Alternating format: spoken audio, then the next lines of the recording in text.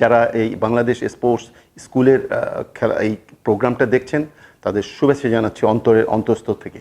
যাই হোক, এখন আমরা একটু আলোচনা করব গোলকিপার নিয়ে। এখন গোলকিপার কিন্তু জিকে না, গোল প্লেয়ার।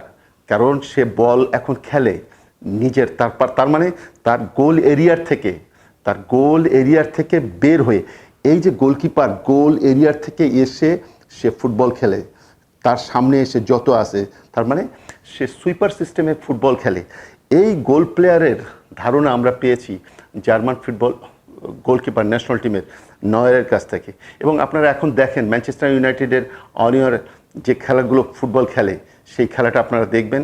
কারণ ইংলিশ প্রিমিয়ার লিগের যারা গোলকিপার তারা এখন কত হাই স্ট্যান্ডার্ডে ফুটবল খেলছে। যাই হোক, গোলকিপার যখন বল আসবে থ্রু বলগুলো, এই গোলকিপার তখন এই বলগুলো এই গোল এরিয়ার বাইরে এসে এই বলটা সে ক্লিয়ার করবে।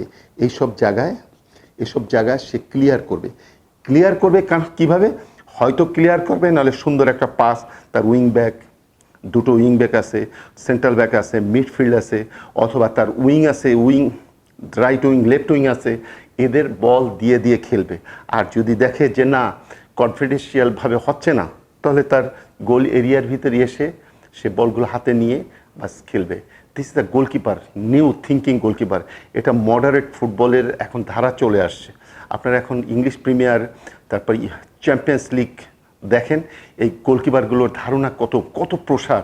এবং বাংলাদেশে এই খেলাটা যদি আমরা খেলতে পারি, তাহলে আমরা আস্তে আস্তে আধুনিক ফুটবলের মধ্যে যাব।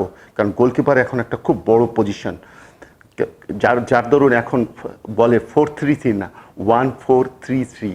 কারণ কি, goalkeeper one of the they have a good capability এবং ability for play in outside of goal এরিয়ার বাইরে। Thank you very much. আপনারা যারা দেখছেন বাংলাদেশ স্পোর্টস স্কুলের যে প্রোগ্রামগুলো, এগুলো আরও দেখবেন এবং মানুষের কাছে ছড়ায় দেবেন যে এই ধারণাটা আমরা কোথা থেকে পেয়েছি। সবাইকে ধন্যবাদ।